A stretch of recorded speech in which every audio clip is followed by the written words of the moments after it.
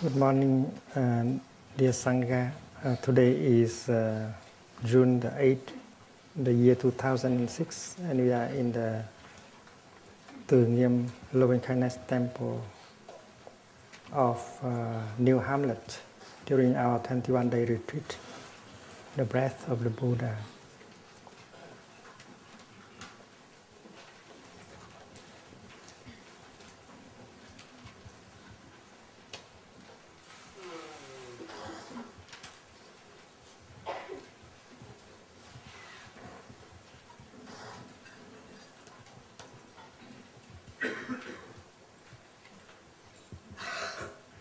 Yesterday we spoke of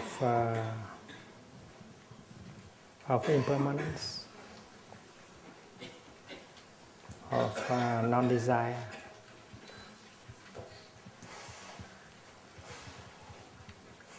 And today we speak of throwing away. Throwing away.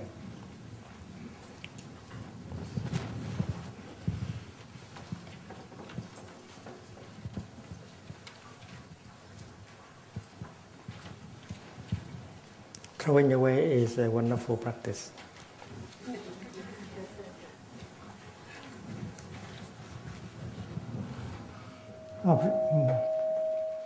Mind object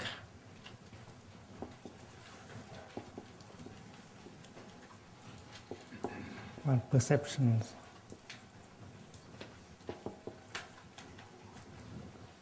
The first exercise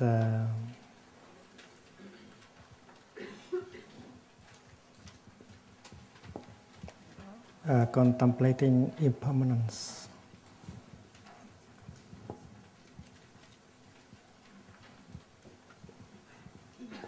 I breathe in. Contemplating impermanence, I breathe out. Quán vô thường.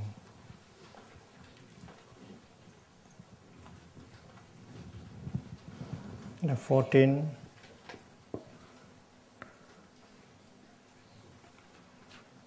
Contemplating throwing away.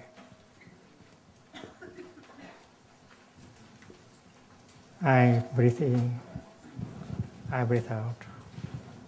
The 5th, non-desire. And the 16th, cessation.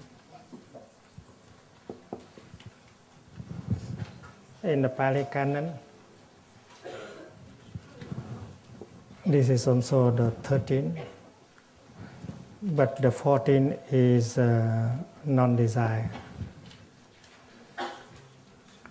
And 15th is throwing away, and the 16th is cessation.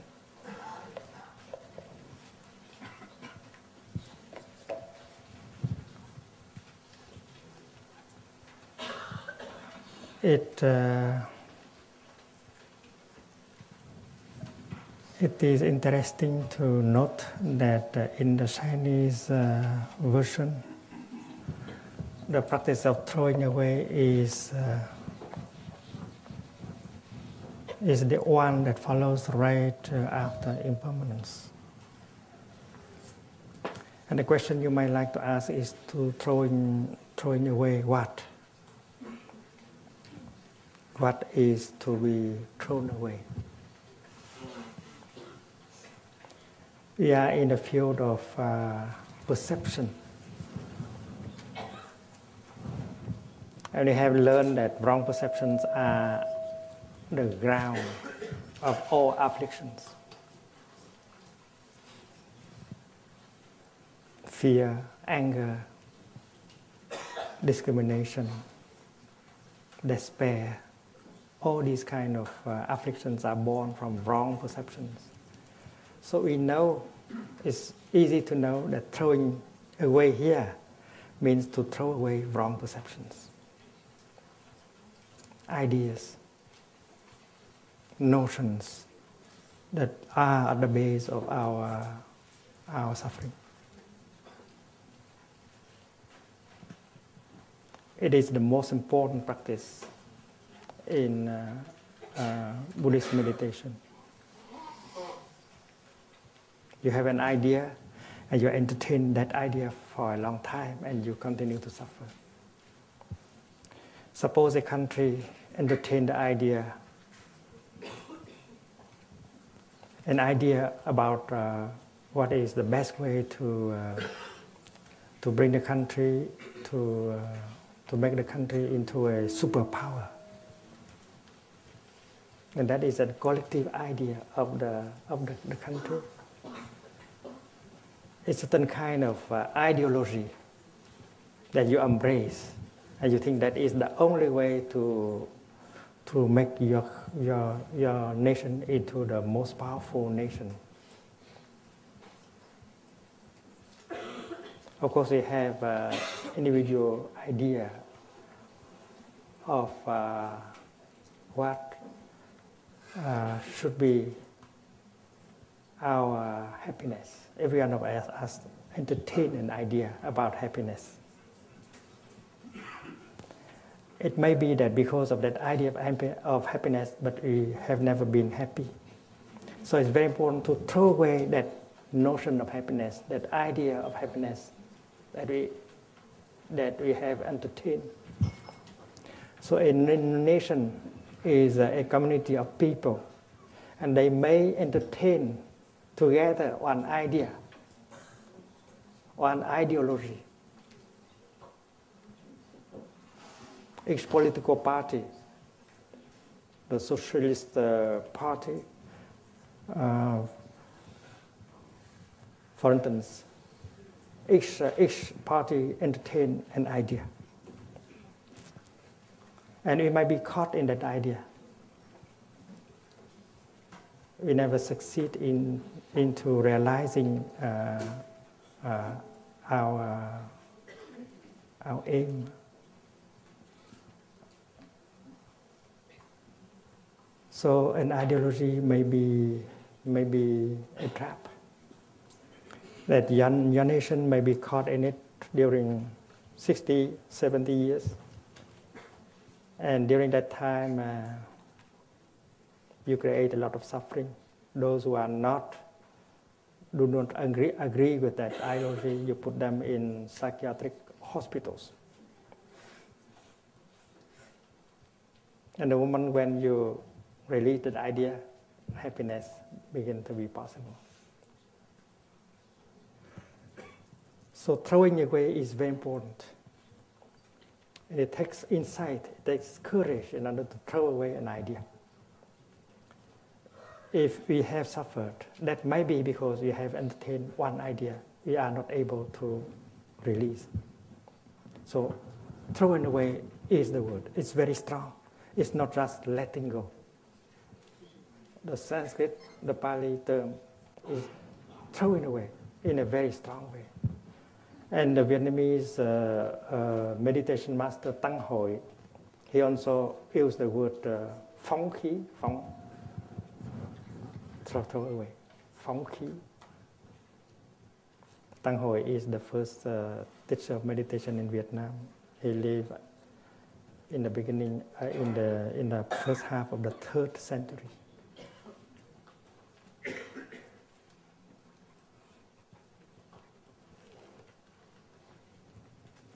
We have a book written on his life and his teaching.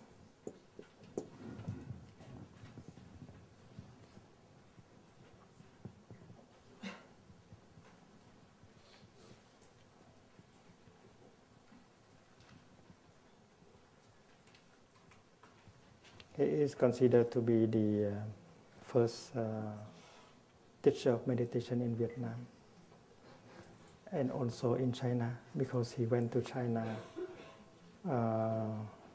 during the first half of the 3rd century, and in China at that time there was no Buddhist monk. It was him who ordained the first Buddhist monks in China.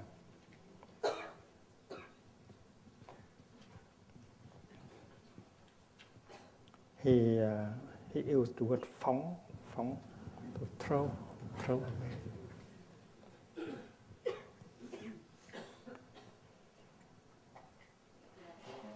You may have studied the Diamond Sutra.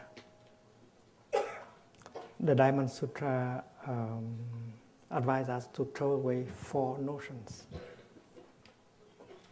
And the first notion is the notion of self.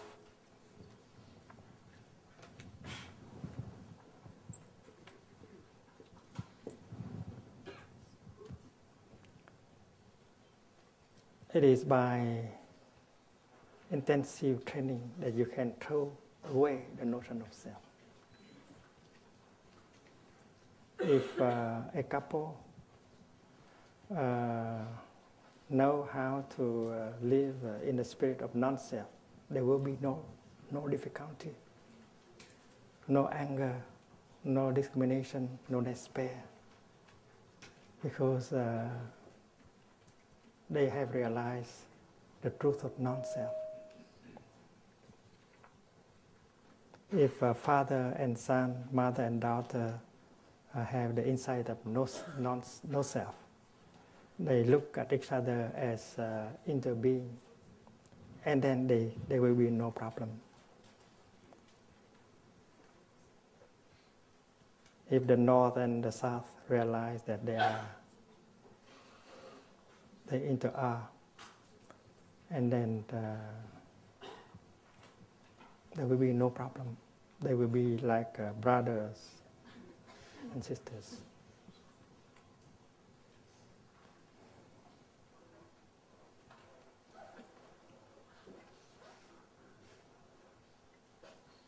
There is the idea that I am this body. This body is me. This body is mine, belong to me. I am this body. This body belongs to me. And this is a notion that does not correspond to reality. When you pronounce the word I am,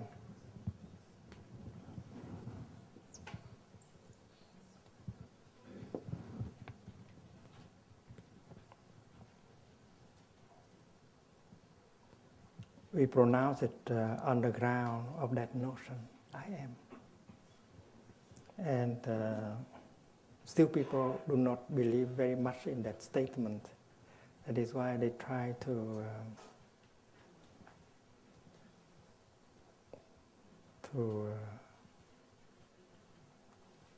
justify it with a kind of argument. Like René Descartes, in order to demonstrate that I am is a reality, he said, I think, therefore I am. I am. I remember one day I saw a cartoon picturing Descartes touching a horse. And he declared, I think that, therefore I am. And the horse asked back, you are what?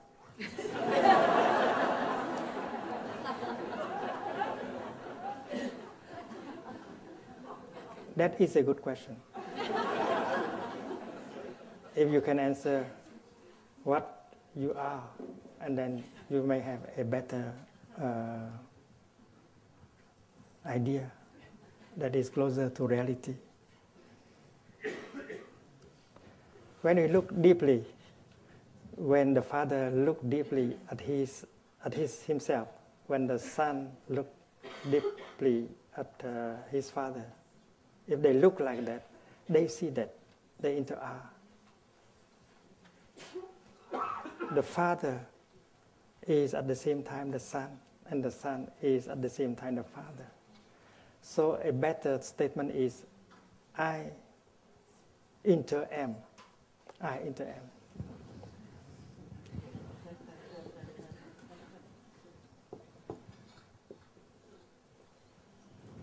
It's closer to the truth in the light of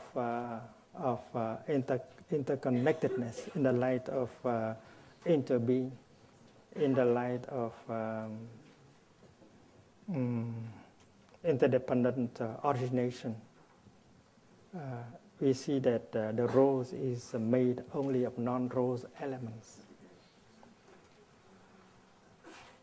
We see that Buddhism is made only of non-Buddhist elements. So we are free.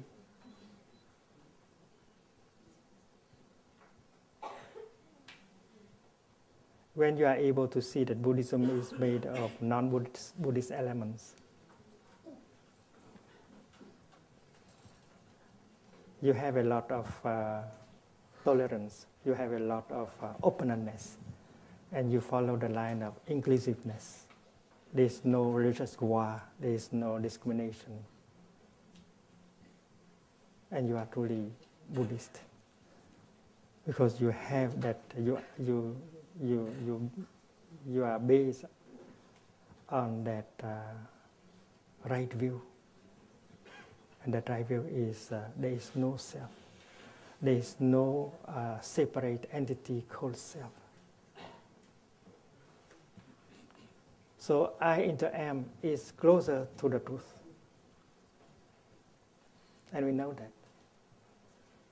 I am like this because you are like that. And in the scripture, it is written, this is because that is. And this is a statement about interbeing. If you are not there, I cannot be here.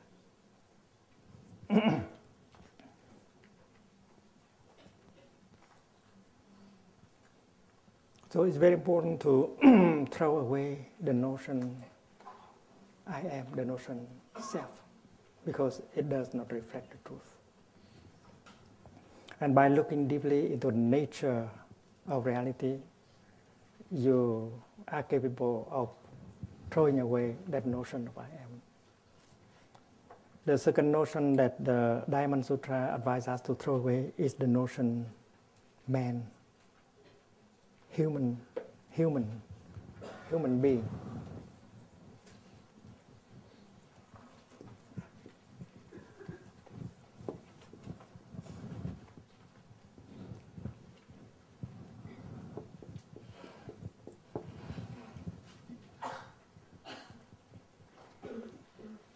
And this is not something too difficult.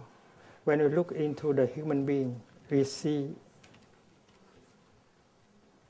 human ancestors, we see animal ancestors, we see vegetable ancestors, we see mineral ancestors. And we see that the human is made of the non-human elements. We see that we are at the same time a rock, a river, a cloud, a squirrel, a rose. And if we take away all the non-human elements, the human being is no longer there. And this is the deepest teaching on deep ecology. In order to protect the human being, you have to protect elements that are not human. Because these elements are our ancestors. And if we destroy our ancestors, there's no way that we can be there. That is why discrimination between man and nature, that is a wrong view. You have to see you as nature, one with nature. And you have to respect life in all its form. And that is why harmony, respect of life is possible. So throw away the idea that human is the boss, man is the boss, man can do anything to nature. And the key is contemplation on impermanence of no self.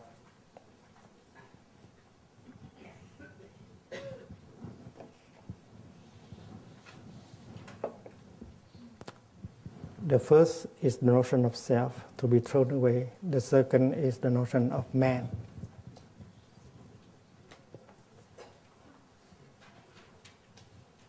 With that kind of liberation, we become less proud, less arrogant as a species.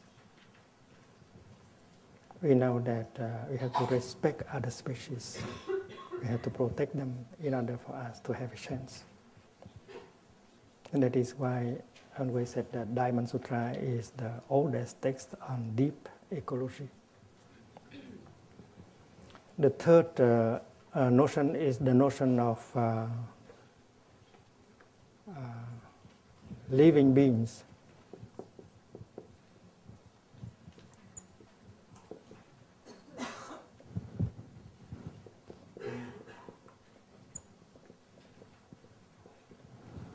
When we pronounce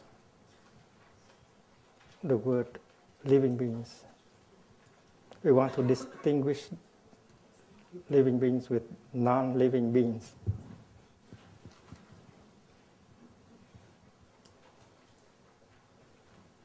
We mean animals, humans and animals. But we know very well that looking deeply into living beings, we see elements that could be called non-living beings. The vegetable, the minerals. And looking deeply, we can see that vegetables and minerals, they are alive also. So there is no real frontier separating human beings and non-human beings.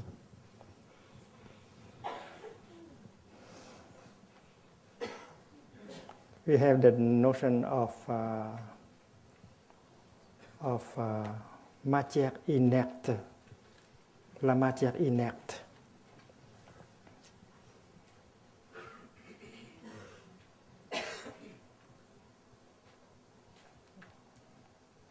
But if you look deeply into that notion, that matter is something without soul, without life, we see that it's not true. First of all, matter is the object of our perception.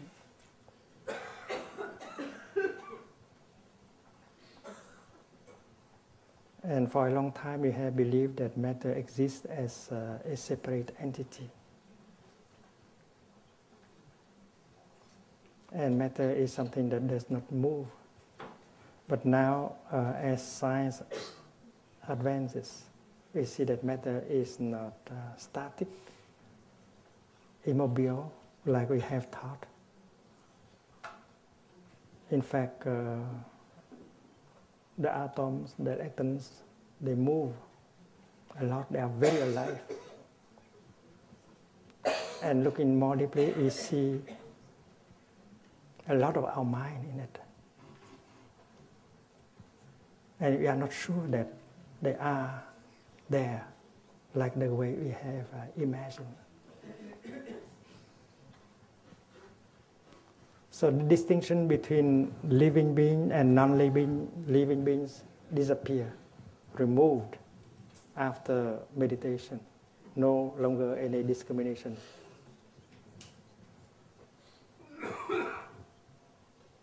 And the fourth notion to be thrown away is the notion of lifespan.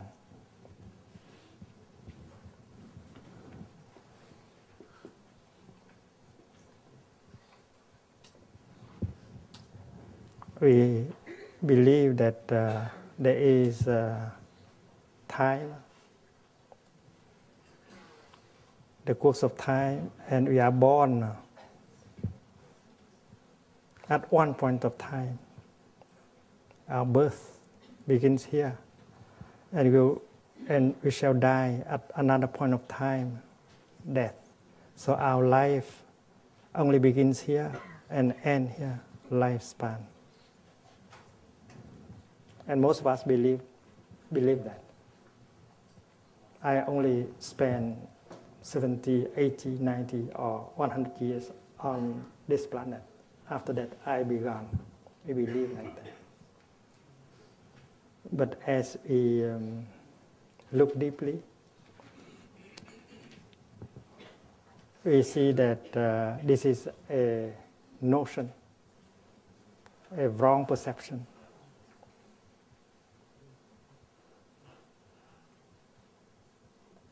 Birth is a notion, and death is also a notion. It's not reality. The other day we spoke of the deathlessness of a cloud. A cloud can never die. It can only become rain or snow, etc. In our mind, to die means from something you become nothing. From someone you become no one. And if you look deeply, you don't see anything like that. A cloud can never die. When you burn a piece of paper, that piece of paper is transformed into smoke, heat, ash. The piece of paper cannot be reduced to nothingness. So the idea of annihilation is just an idea. You cannot annihilate anything.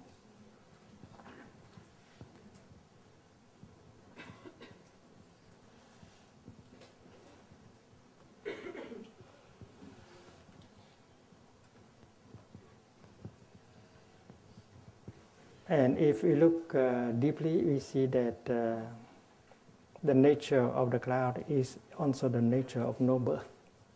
Because in our mind, to be born is from nothing, you become something. From no one, you suddenly become someone.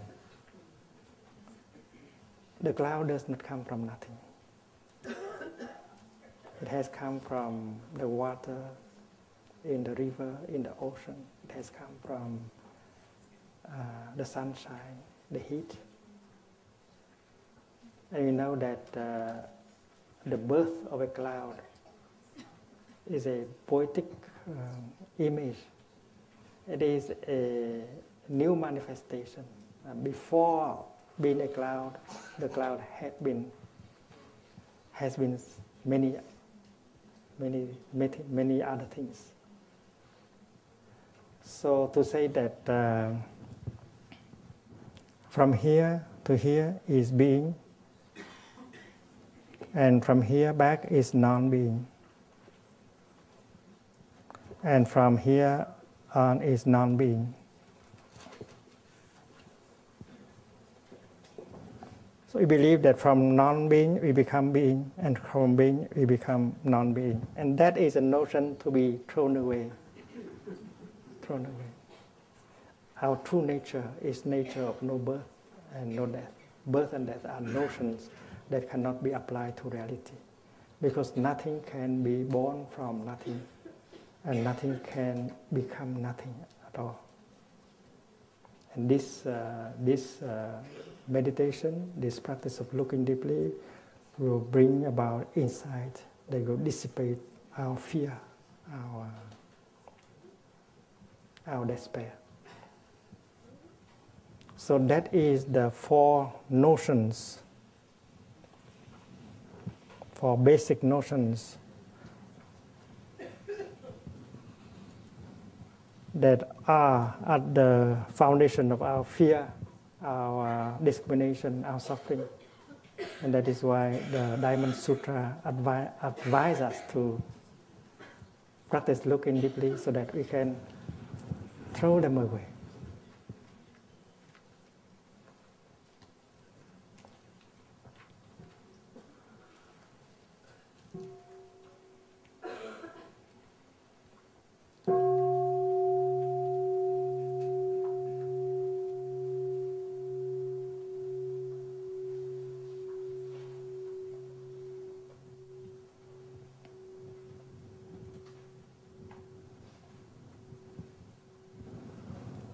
So the first notion to be thrown away is the notion of self.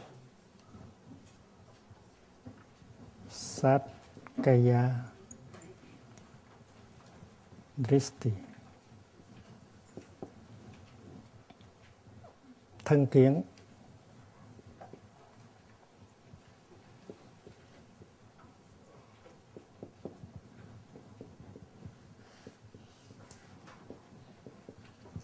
The view that this body is me, this body belongs to me. I am this body is me.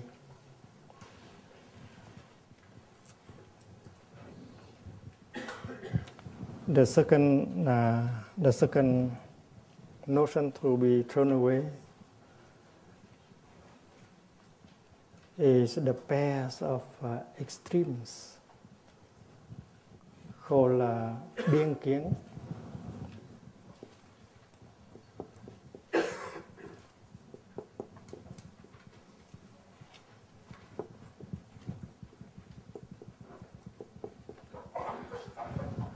Like birth and death, coming and going, sameness, otherness and otherness, being and non-being.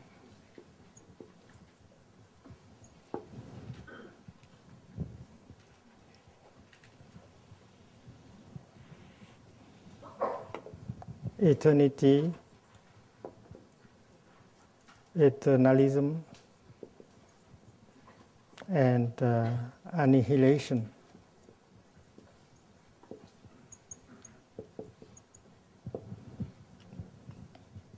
There are those of us who believe in an immortal soul. And after the disintegration of this body, that immortal soul continues to live on.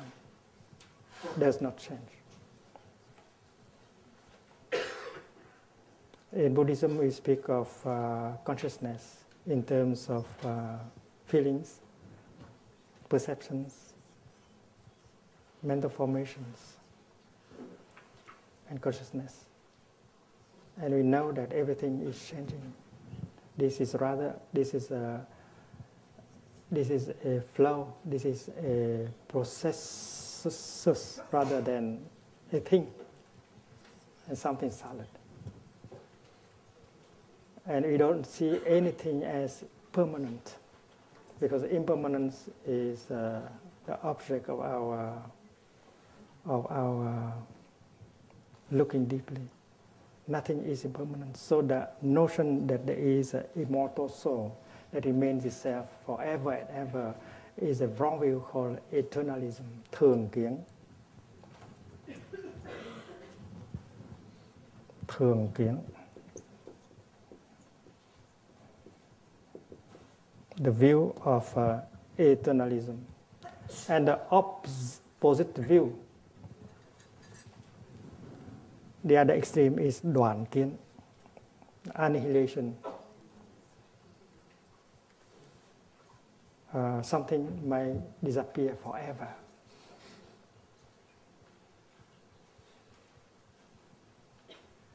After we die, nothing is left. Absolutely nothing is left.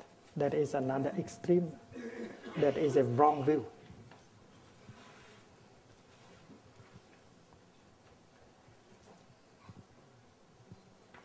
And we should not be caught in one extreme or another extreme.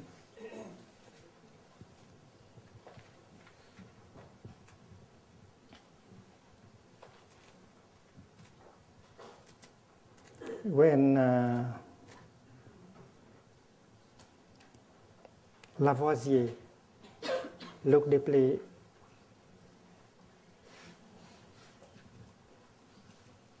at matter and energy, he was able to see that nothing is born, nothing dies.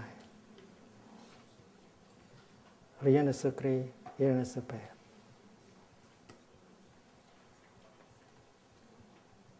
And that statement of his, rien ne se crée, rien ne se perd,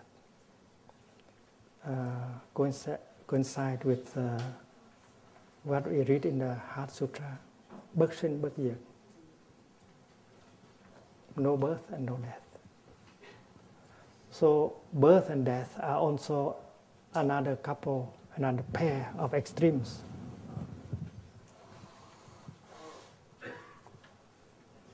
And looking deeply, we will be able to throw away the notion of birth and death.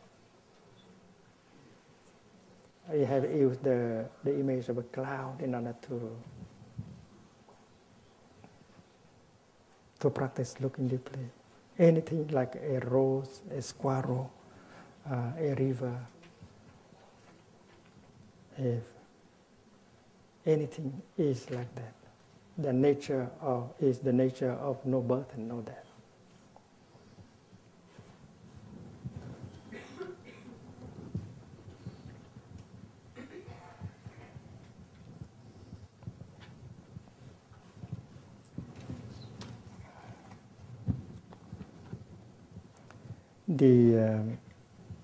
The demonstration of coming and going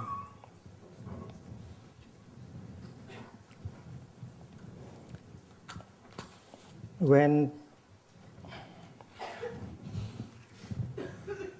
we invite the flame to manifest,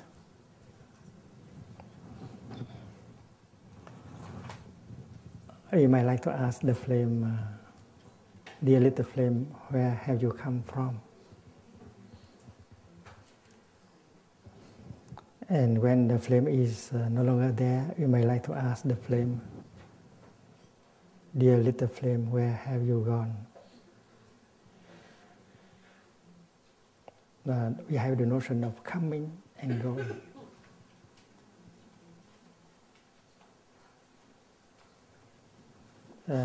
To meditate means to listen deeply to the flame. After having asked the question, dear flame, where have you been? Where have you come from? Dear flame, where have you gone? And looking deeply, practicing meditation, you will hear the voice of the flame telling you, dear Thầy, dear Sangha, I have come from nowhere. I have not come from the south, from the north, from the east, from the west. When conditions come together, I manifest. This is not birth, this is a manifestation.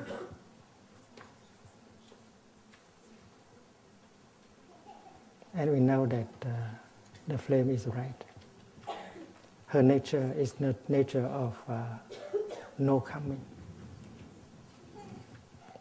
When conditions come together and then she manifests, she has not come from any directions. So coming is a notion.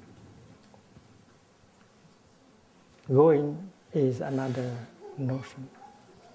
Dear little flame, where have you gone?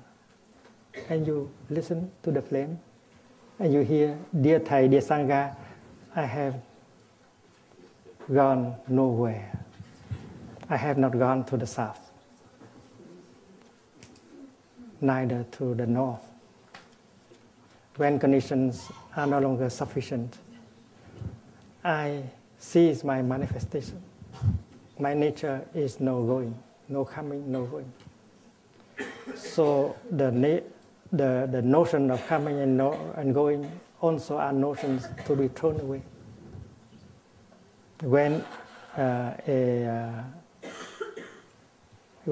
a being that is so dear to us ceases to manifest in the way she used to, we want to ask, beloved one, where are you now? Where have you gone? And if you listen carefully, she will tell you that she has not gone anywhere. She is still there somehow, And if you have the eyes of a Buddha, the eyes of a practitioner, you can still recognize her in her new manifestations. Because nothing is lost. Rien ne se perd.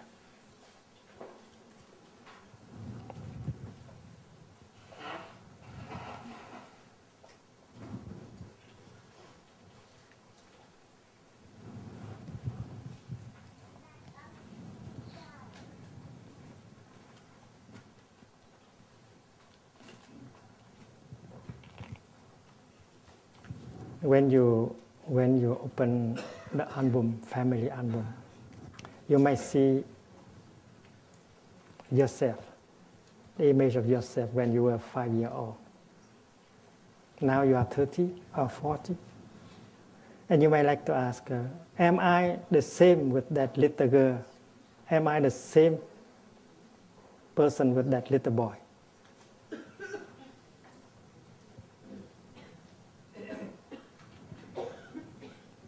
And the good answer is that, well, I am neither the same with that little boy, but I am not a different person either.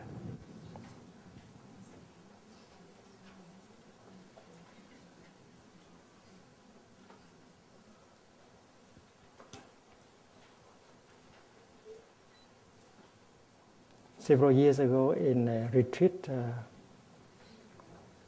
in northern Germany, we married a couple. And the next morning, the couple was asked to come up to report on us on the teaching of no coming, no going, neither the same nor a different one.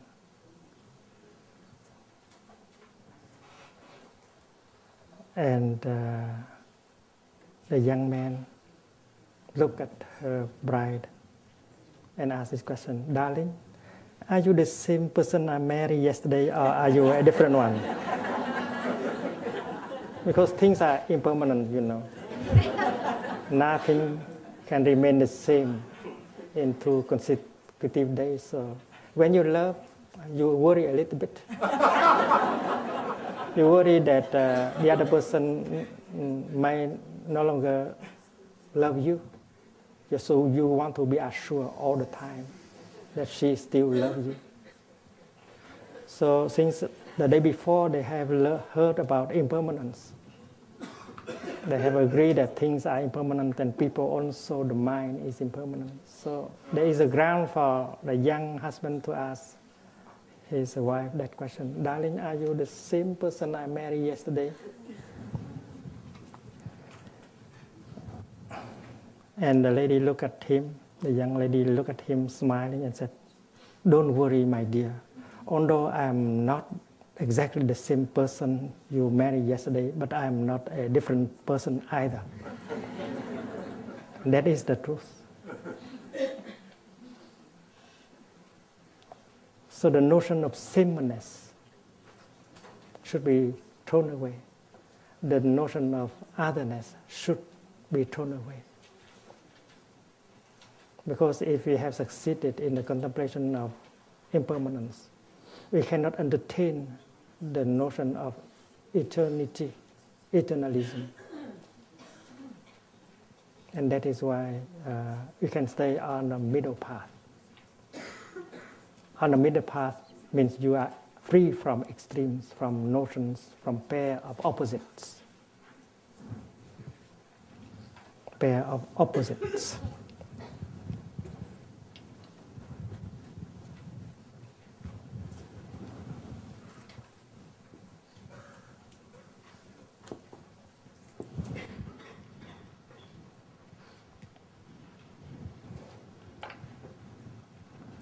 Now let us try to look